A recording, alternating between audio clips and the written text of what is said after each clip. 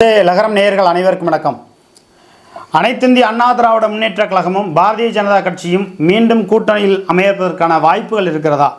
வானதி சீனிவாசன் என்ன சொல்கிறாங்க, நிர்மலா சீதாராமன் போன்றவர்களெல்லாம் அனைத்திந்திய அண்ணா திராவிட முன்னேற்ற கழகத்துக்கு எந்த சூழ்நிலையிலாவது நம்ம கூட்டணி வைக்க வேண்டும், இல்லைன்னா நம்ம ஓபிஎஸ் டிடிவி எல்லாம் நம்பி பெரிய அளவுக்கு நம்ம வெற்றி வாய்ப்பினை பெற முடியாது. ஏன்னா 2014 நம்ம 18% ஓட்டு வாங்கி 2 எம்பிகளை நம்ம பெற்றோம். 2019 1 எம்பிகளை நம்ம பெற்றோம். அதே வேளையில் 2021 4 எம்எல்ஏவை நம்ம பாஜக தனிப்பட்ட முறையில் பெற்றுச்சு. 2019 ஒரு எம்பி தேனி ரவீந்திரநாத் வெற்றி பெற்றாலும் கூட ஓரளவு ஓட்டு வங்கி இருந்தது. 2021 4 எம்எல்ஏ அதை வச்சு நம்ம பிடிச்சோம். அப்படிங்கும்போது நம்ம அதிமுக முதுகில் தொத்துனா மட்டும்தான் நம்ம இந்த எம்பியில் 1-2 எம்பியை நம்ம பிடிக்க முடியும்.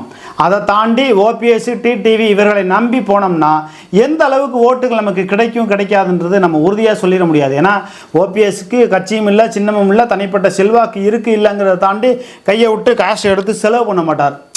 அப்படி செலவு பண்ணாத நிலைமையில் அவர் கூட நம்ம போய் எந்த அளவுக்கு நம்ம எம்பிக்களை பெற முடியும், அதுக்கான வாய்ப்புகள் மிக குறைவு. ஜான் பாண்டியன், கிருஷ்ணசாமி எல்லாம் அதிமுக பக்கம் போகலாமா? ஏன்னா அங்கே தான் ஒரு 15% ஓட்டு இருக்குது.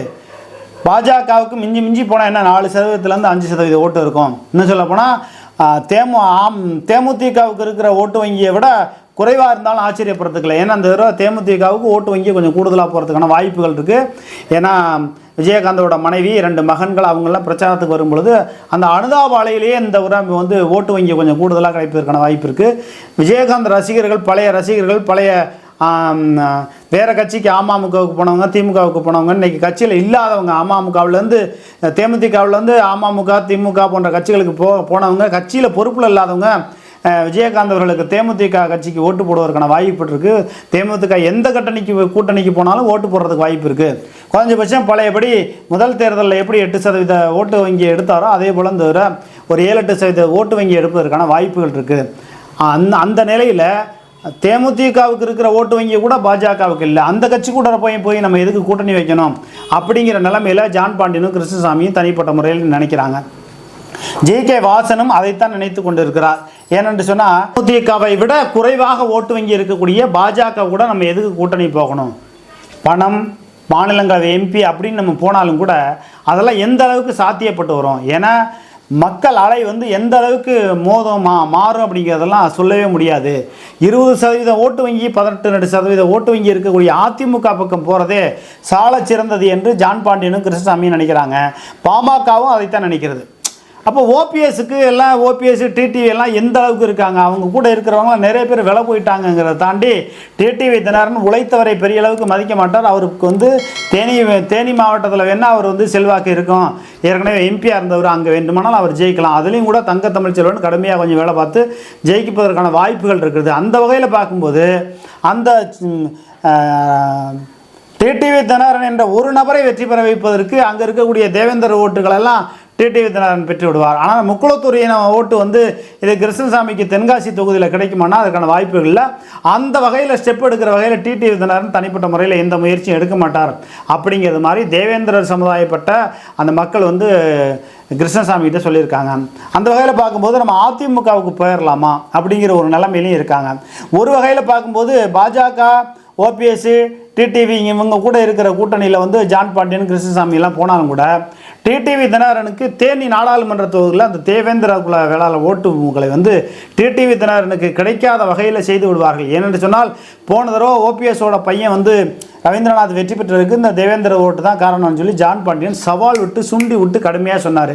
ஆனால் அவருடைய ஆதரவுலலாம் நாங்கள் வெற்றி பெறவில்லை என்று இந்த தரப்பு சொன்னதுனால தேவேந்திரர் ஓட்டு திராவிட முன்னேற்ற கழகத்திற்கு தேனி தொகுதியில் போகும். அந்த வகையில் பார்க்கும்போது தங்க தமிழ்ச்செல்வன் வெற்றி பெற்று விடுவாரோ என்ற ஐயப்பாடு இருக்கிறது. ஒருவேளை தங்க தமிழ்ச்செல்வன் தேனி தொகுதியில் தோற்கக்கூடிய நிலைமை வந்தால் பெரியகுளம் சட்டமன்ற உறுப்பினர் தான் காரணம் சரவணகுமார் அப்படிங்கிற மாதிரியான ஒரு தகவலையும் நம்ம ஏற்கனவே செய்தியாக வெளியிட்டிருக்கோம். சோத்துப்பாறை டேம்லேருந்து தண்ணியை வழிமறித்து மீன் பண்ணைக்கு கொண்டு போகிறாரு. அதை ஓபிஎஸும் கேட்கல அப்படிங்கிற மாதிரியான ஒரு குற்றச்சாட்டம் இருக்குது. அந்த வகையில் பார்க்கும்போது பாஜக, அதிமுக, ஓபிஎஸ், டிடிவி, ஜான் பாண்டியன், கிருஷ்ணசாமி இப்படிப்பட்ட முரண்பாடுகளுக்கு மத்தியில் பாஜக எதிர்ப்பு ஓட்டுகளை அதிமுக பெறுமா, திமுக பெறுமா, நாம் தமிழர் கட்சி பெறுமா என்று பார்க்கிற பொழுது திராவிட முன்னேற்ற கழகத்திற்கு தான் 10% ஓட்டு, அதாவது பாஜக மீது இருக்கக்கூடிய வெறுப்பு ஓட்டுகள், திமுக மீது உள்ள வெறுப்பு ஓட்டுகள் எங்கே போகுதுங்கிறது அப்பாற்பட்ட விஷயம். நம்ம அது ஏற்கனவே செய்தி நம்ம ஏற்றிருக்கோம்.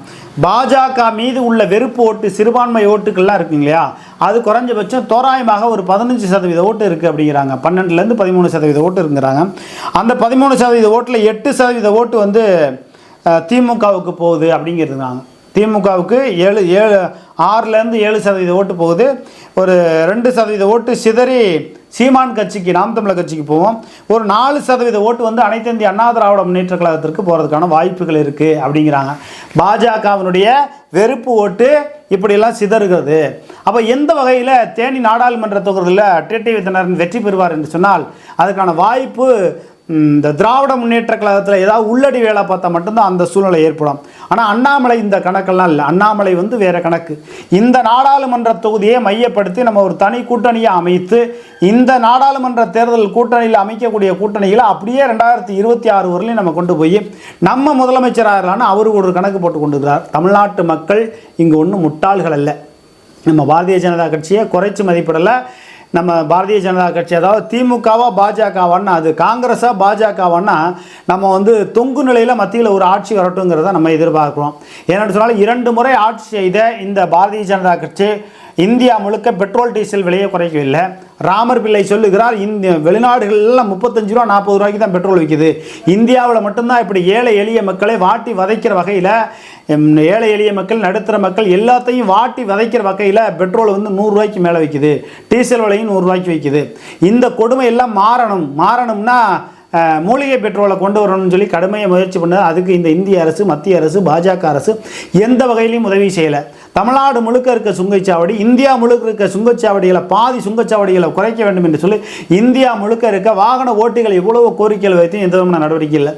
சிலிண்டர் விலை 700 ரூபா 800 ரூபா இருந்துச்சு, 1200 ரூபா கொண்டு போய் இப்போ பேரளவுக்கு 200 ரூபா தேர்தலுக்காக வேண்டி குறைத்திருக்கிறார்கள். எப்படி திராவிட முன்னேற்ற கழகம் தேர்தலுக்காக நிவாரண நிதி, மழை நிவாரண நிதி, பொங்கல் பணம்னு கொடுக்குதோ அதே போல பாஜகவும் திட்டமிட்டு செய்து கொண்டிருக்கிறது. இந்த திட்டமிடலுக்கு மத்தியில் மக்கள் வந்து பாஜக மீது வெறுப்பில் இருக்கிறார்களா இல்லையா என்றால் வெறுப்பில் இருக்கிறார்கள் என்பதுதான் உண்மை. ஏனென்று சொன்னால் இந்த பாரதிய ஜனதா கட்சி கச்சத்தீவை காங்கிரஸ் தான் கொடுத்தது. கருணாநிதி ஆட்சி அதிகாரத்தில் மாநிலத்தில் இருந்தார். காங்கிரஸ் திமுக தான் சேர்ந்து கச்சத்தீவை கொடுத்தது என்று சொன்னாலும் கூட, காங்கிரஸ் கொடுத்தது திமுக வேடிக்கை பார்த்தது என்றாலும் கூட, இந்த கச்சத்தீவை தமிழ்நாட்டிற்கு ஏன் வந்து அண்ணாமலை திருப்பி கொடுப்பதற்கான வேலைகளை மத்திய அரசுகிட்ட சொல்லி ஏன் அந்த வேலைகளை செய்யலைன்னா இங்கு வந்து அதற்கான மனம் இல்லை என்று தான் சொல்ல முடியும். ஆக பாரதிய ஜனதா கட்சி இந்த நாட்டுக்கும் இந்த நாட்டு மக்களுக்கும் நல்லது செஞ்சுருக்கானா, நல்லது செய்யலை. ஆனால் இன்னொரு வகையில் பார்க்கும்போது பாரதிய ஜனதா கட்சி முழுமையாக இந்த முஸ்லீம்கள் கடுமையாக எதிர்த்து, முஸ்லீம் மட்டுமே பெரிய அளவுக்கு எதிர்க்கிற பொழுது இந்துக்கள் என்ன பண்ணுவாங்க, இங்கே பார்த்தியா முஸ்லீம் இந்த அளவுக்கு எதிர்க்கிறாங்க, அப்போ நம்ம வந்து பாஜகவுக்கு ஓட்டு போடுவோம் அப்படின்னு சொல்லி 2-3% ஓட்டுகள் கொஞ்சம் கூடுதலாக போகிற மாதிரியான ஒரு சூழ்நிலை இருக்குது. முஸ்லீம் வந்து கொஞ்சம் வாயை பொத்துக்கிட்டு பேசாமல் இருந்தாங்கன்னா ஓட்டுகள் வந்து அப்படியே கொஞ்சம் திமுகவுக்கும் போகிறதுக்கான வாய்ப்பு இருக்குது. ஒரு பக்கம் எடப்பாடி பழனிசாமி மீது உள்ள வெறுப்பு ஓட்டு வந்து திமுக பக்கம் போகிறதுக்கு தான் வாய்ப்பு இருக்க தவிர டிடிவிக்கோ ஓபிஎஸ் பக்கமோ பாஜகவுக்கோ போகிறதுக்கான வாய்ப்பு இல்லை. பாரதிய ஜனதா கட்சி தான் ஒட்டுமொத்தமாக இந்த அனைத்து இந்திய அண்ணா திராவிட முன்னேற்றங்களை பிரித்தாளும் நிலைமையை செய்தது என்ற கோபம் முக்குளத்தூர் மக்கள் மத்தியில் இருக்கிறது. முக்குளத்தூருக்குன்னு யாரும் வந்து பெரிய அளவுக்கு எதுவும் நல்லது பண்ணலைங்க. ஓபிஎஸும் செய்யலை, டிடிவியும் செய்யலை. முக்குளத்தூருக்கு நல்லது பண்ண அரசியல்வாதிகளில் யாருன்னு கேட்டிங்கன்னா எனக்கு தெரிஞ்சு ஸ்ரீதர் வாண்டியார் தான் பெரிய அளவுக்கு நல்லது பண்ணியிருக்காரு. நீர்வழி பாதை வேணுங்கிறாரு, விவசாயம் வந்து மேன்மைப்பட வேண்டும் என்று நம்மாழ்வார் போல கடுமையாக பேசிக்கிட்டு இருக்காரு. கலப்பு திருமணத்தை எதிர்க்கிறாரு, இந்த திருட்டு கல்யாணத்தை வந்து எதிர்க்கிறாரு. இப்படி போன்ற நடுநிலை விஷயங்களை வந்து அவர் சொல்லி பேசுகிறார். முக்குளத்தூர் இனத்திலே ஒரு நல்லது செய்யக்கூடிய ஒருத்தர் இருக்காருன்னா அது வந்து ஸ்ரீதர் வாண்டியார் ஒருத்தரை தவிர வேறு யாரும் சொல்லிட முடியாது. எப்படி நம்ம வந்து நடிகர் விஜயகாந்த் சொல்கிறோமோ அதை விட பன்மடங்கு பெரிய அளவுக்கு அன்னதானங்களை செய்து கொண்டு இருக்கிறார் ஸ்ரீதர் வாண்டியார். அப்படிப்பட்ட ஸ்ரீதர் வாண்டியார் இன்னும் போன்றவர்களெல்லாம் இந்த முக்குளத்தூர் இனத்தில் இருக்கக்கூடிய இந்த மன்னார்குடி கும்பல் வந்து பெரிய அளவுக்கு வளர்த்து விடலை. அவருக்கு ஒரு எம்எல்ஏ பதவி திருவரம்பூரில் நிற்க வச்சு வேணும்னே தோக்கடிச்சிட்டாங்க. அவருக்கு வந்து புதுக்கோட்டை கொடுத்துருக்கணும். புதுக்கோட்டையில் நின்றுருந்தாருன்னா வெற்றி பெற்றிருப்பார். இந்த சமுதாயத்தில் அவரும் ஒரு எம்எல்ஏ இருந்திருந்தாருன்னா இன்றைக்கி அம்மையார் சசிகலா அவர்களுக்கு குரல் கொடுத்து வந்திருப்பார். அப்படியான வாய்ப்புகளை இழந்து விட்டார். சொந்த பந்தங்கிறதுனால பேசாமல் இருக்காங்க. இல்லைனா வந்து கடுமையாக பேசுவார். ஆதரவும் இல்லை, எதிர்ப்பும் இல்லைங்கிறது மாதிரி இருக்காரு. அப்படி பார்க்கிற பொழுது இந்த முக்குளத்தூர் இனத்திற்கு ஓபிஎஸும் சரி, டிடிவியும் சரி, அம்மையார் சசிகலா இந்த தரப்பும் சரி பெரிய அளவுக்கு செய்யலாம். அவர்களுடைய வகைராக்கள் மட்டுமே தான் பெரிய அளவுக்கு பணக்காரனாக இருக்கணும்.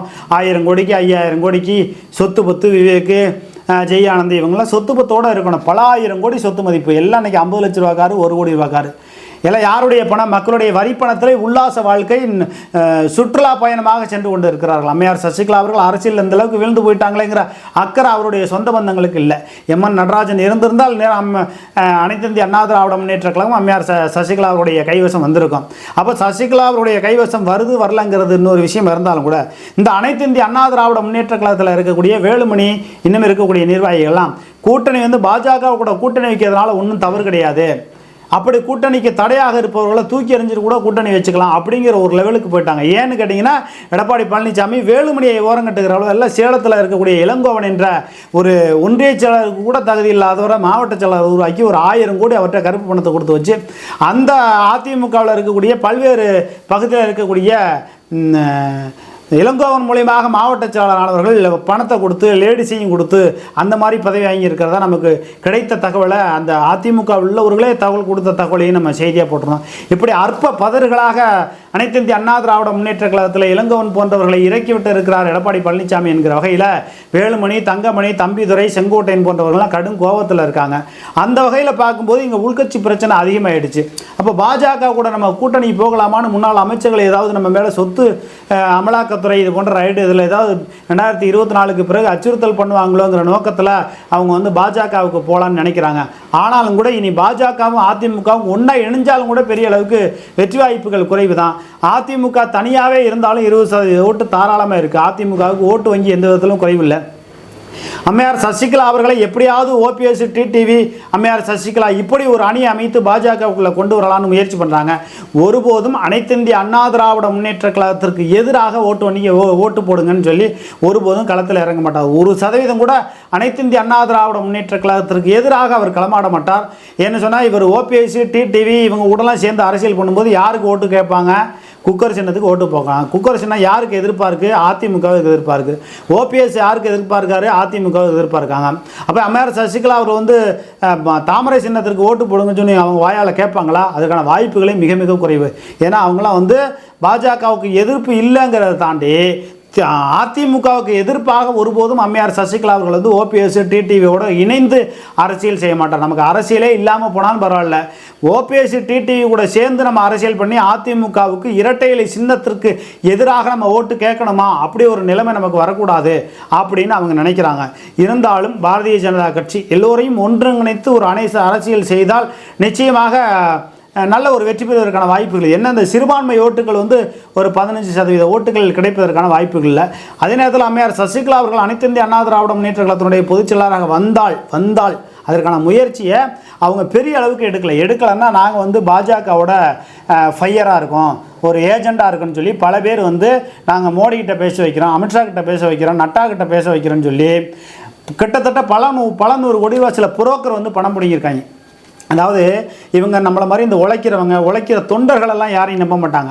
இந்த மாதிரி புரோக்கர், நான் புரோக்கர் இந்த தகடு வைக்கிறேன், நீங்கள் அங்கே போனீங்கன்னா சரியாகும், இங்கே போனீங்கன்னா சரிதான், அமித்ஷாட்ட போய் பேச வைக்கிறேன்னு சொல்லி ஒரு 200-300 கோடி ரூபா 500 கோடி ரூபா வரலையும் பிடிங்கி இருக்கிறதா தகவல். என்னமோ நடக்குது. உழைக்கிறவங்க சின்னமான நாடு பூரா உழைச்சிட்டு இருக்காங்க, சின்னமான யூடியூப்பில் பேசி இருக்கிறவங்க நம்மளை மாதிரி குரல் கொடுக்குறவங்களுக்குலாம் இங்கே 10 பைசாவுக்கு பிரயோஜனம் இல்லை. காசு பணத்துக்கு ஆசைப்பட்டோன்னு சொல்லலை, முக்கியத்துவம் கிடைக்கல. இந்த அளவுக்கு ஒருத்தன் நமக்காண்டி பேசிட்டு இருக்கான், யாருப்பா அவனை கூப்பிடுப்பா அப்படின்லாம் இங்கே யாருமே முக்கியத்துவம் கொடுக்குறவங்க கிடையாது. அதனால் அனைத்து இந்திய அண்ணா திராவிட முன்னேற்ற கழகம் என்பது தனி அணியாகவே தான் அமைவதுதான் நல்லது. அதிமுக, பாமக, ஜெகத்ராஜ் புதிய நீதி கட்சி இது போன்ற கட்சிகள்லாம் இணைந்து தேர்தலை சந்திக்கிற பொழுது தோராயமாக 20-22% ஓட்டு வங்கிகளை பெறுவதற்கான வாய்ப்பு இருக்குது. திராவிட முன்னேற்ற கழகத்திற்கு இந்த முறை 18-20% ஓட்டு தான் இருக்கும். அதில் உள்கட்சி பூசல் இருக்கிறதுனால ஓட்டுகள் பயங்கரமாக சிதறுவதற்கான வாய்ப்புகள் இருக்குது. 40 தொகுதிகளிலும் திராவிட முன்னேற்ற கழகம் அறுவடை செய்யும் என்று சொன்னால் அதற்கான வாய்ப்புகள் மிக குறைவு. ஏன்னா திராவிட முன்னேற்ற கழகத்திற்கு ஓட்டு வங்கிகள், அரசு அதிகாரிகள் ஓட்டு வங்கி போடுறது குறைவாக இருக்குது. மக்கள் நல பணியாளரோட குடும்பம் கிட்டத்தட்ட 15 லட்சம் ஓட்டுகள் 15 லட்சம் ஓட்டுகளுக்கு மேலாக திராவிட முன்னேற்ற கழகத்திற்கு கிடைக்காது என்று சொல்லப்படுகிறது. அந்த ஓட்டு சிதறி எங்கே போகும்னா பாஜகவுக்கு ஒரு 2 லட்சம் ஓட்டு போகுது, நாம் தமிழர் கட்சிக்கு ஒரு 2 லட்சம் ஓட்டு போகுது, மீதி 1 லட்சம் ஓட்டு சிதறி வேறு கட்சிகளுக்கு போகுது. மொத்தம் ஒரு 10 லட்சம் ஓட்டு அதிமுகவுக்கு போகுது அப்படிங்கிறாங்க.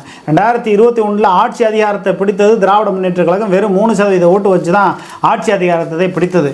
அப்படிங்கிற பொழுது இந்த தடவை ஒரு 7-8% ஓட்டு இந்த மக்கள் நல பணியாளர் ஓட்டு மற்றும் தமிழ்நாடு முழுக்க இருக்கக்கூடிய அனைத்து அரசு துறை சார்ந்த ஓட்டு வங்கிகள் எல்லாம் அனைத்து இந்திய அண்ணா திராவிட முன்னேற்ற கழகத்துக்கு போகுது. இங்கே எடப்பாடிங்கிறத நம்ம சொல்லலை, எடப்பாடிக்கு நம்ம வெயிட்டு கொடுக்கணுங்கிறதுக்காண்டி பேசலை. எடப்பாடி என்பது வேறு, அனைத்து இந்திய அண்ணா திராவிட முன்னேற்ற கழகம் என்பது வேறு. ஏன்னா 2024 நாடாளுமன்ற தேர்தல் முடிந்த பிறகு எப்படியா இருந்தாலும் எடப்பாடி பழனிசாமி தூக்கி ஜெயிலில் வச்சிருவாங்க. அதுக்கு முன்னாடி நடக்கிறதுக்கான வாய்ப்புகள் குறைவு. இந்த பார்த்தீங்களா பழி வாங்கிட்டாங்கன்னு சொல்லி அந்த மாதிரி பண்ணுவாங்க. அதனால் 2024க்கு பிறகு வேலுமணி தான் இந்த கட்சி அனைத்து இந்திய அண்ணா திராவிட முன்னேற்ற கழகத்தை வந்து கையில் எடுப்பார். பன்னீர்செல்வம் தலைமையிலலாம் வர்றதுக்கான வாய்ப்பு இல்லை. ஏன்னா அவர் வந்து கேணி தண்ணியே கொடுக்கல. சோத்துப்பாறை டேமில் வந்து தண்ணியை மறித்து பெரியகுளம் சட்டமன்ற உறுப்பினர் மீன் பண்ணையை கொண்டு போகிறார், அதையே கேட்கல. பெரியகுளம் பகுதியை நான் வந்து மாவட்டமாக கொண்டு வருவேன்னு சொல்லி கடுமையாக ஆரம்பத்தில் அவர் அரசியல் பண்ண வந்த காலகட்டத்தில் சொன்னார். ஆனால் வந்து தேனி மாவட்டமாக போயிடுச்சு. எந்த வகையிலும் சொந்த மண்டிலே சொந்த மக்களுக்கும் எந்த விதமான நன்மையும் செய்யாத பன்னீர்செல்வத்தை நம்பி எல்லாம் பெரிய அளவுக்கு போக முடியாது. நம்ம மறவர் கூட்டம் ஒரு கூட்டம் வந்து எடப்பாடி பழனிசாமிக்கு எதிர்ப்பாக இருக்கிறதுனால பன்னீர்செல்வத்துக்கு நிற்கிறாங்களே தவிர மற்றபடி பன்னீர்செல்வம் வந்து யாரும் இந்த மறவர் கூட்டத்துக்கோ இந்த முக்குளத்தூர் இனத்துக்கோ பெரிய அளவுக்கு நன்மை செய்யலை. நன்மை செஞ்சிருந்தா நம்ம வந்து அதில் வந்து குறைச்சி மதிப்பிடல. ஆனால் நன்மை எதுவும் செய்யலை. ஒரு 100 ஆம்புலன்ஸ் முக்குளத்தூர் ஆம்புலன்ஸ் அல்லது வருஷத்துக்கு ஒரு 1000 பேத்துக்கு 500 பேத்துக்கு முக்குளத்தூர் இனத்தில் உள்ளவங்களுக்கு ஒரு 100 பேர்த்தை யாராவது படிக்க வைக்கிறது, ஒரு 100 பேர்த்தை கல்யாணம் பண்ணி வைக்கிறது, எந்த விதமான நல்லதையும் செய்யலை. ஸ்ரீதர் வாண்டியார் வீட்டுக்கு நீங்கள் போங்க, சாப்பிடாம வரவே முடியாது. தேவர் ஜெயந்தி குரு பூஜைக்கு போங்க, 2 லட்சம் பேத்துக்கு அன்னதானம் போடுவாங்க. எந்த விதத்துலையும் இது மாதிரி ஓபிஎஸ் வந்து நல்லது பண்ணியிருக்காருன்னு சொல்லுங்க. ஓபிஎஸ் நம்ம தவறாக பேசலைங்க. நம்ம மனவாடாக இருந்துக்கிட்டு நம்ம வந்து முக்குளத்தூர் இனன்றதை தாண்டி பன்னீர்செல்வம் எந்த வகையிலும் மக்களுக்கு பயனுள்ளதாகவோ இந்த முக்குளத்தூர் இனத்திற்கு பயனுள்ளதாகவோ இல்லை. இப்போ வெள்ளமண்டி நடராஜன் வந்து அதிமுகவில் முக்கியத்துவம் கொடுத்து மாவட்ட செயலாளர் கொடுத்துருந்தா ஏன் அங்கே போகிறாரு? 2016 மனோகரன் வந்து தோற்று போனதுனால தானே அவர் வந்து அமமுகவுக்கு போகிறாரு. ஜெயிச்சிருந்தா எதுக்கு வந்து அமமுக போக போகிறாரு? சந்தர்ப்ப சூழ்நிலை விஷத்தின் காரணமாகத்தான் எல்லாம் வந்து கட்சி மாறி மாறி சூழ்நிலை காரணமாக போனாங்களே தவிர மற்றபடி அதிமுக விட்டு போகணுங்கிறல. ரெங்கசாமியே அமமுகவில் இருக்க ரெங்கசாமியே மீண்டும் அதிமுகவுக்கு நம்ம போயிடலாமாங்கிற ஒரு மனசில் கூட ஒரு எண்ணம் இருக்குது. அப்படியெல்லாம் அவர் போக மாட்டார். அப்படி போய் நல்லா இருந்தால் நல்லதுங்கிற மாதிரி டிடிவி தினகரன் சொல்லுவாங்க. ஆக தமிழ்நாட்டு அரசியலை பொறுத்தப்பட்டோம் ஓபிஎஸ் டிடிவி இவர்களை நம்பி பாஜக ஒரு அணி அமைத்தாலும் கூட ஓரளவு ஓட்டு வங்கிகளை பெறுவதற்கான வாய்ப்புகள் இருக்குது. அது 2026 அண்ணாமலைக்கு ஒரு நம்ம தனியாக நிற்கலாமா அல்லது கூட்டணி வச்சு 2026 ஆட்சியை பிடிக்கலாமா அப்படிங்கிறது மாதிரியான ஒரு முன்னோட்டத்திற்கு இந்த கூட்டணி அமைக்கலாம் அப்படின்னு நினைக்கிறாரு. அதிமுக கூடவே சேர்ந்தாலும் கூட பாஜக வந்து இங்கே 2 தொகுதி கூட பிடிக்க முடியாது.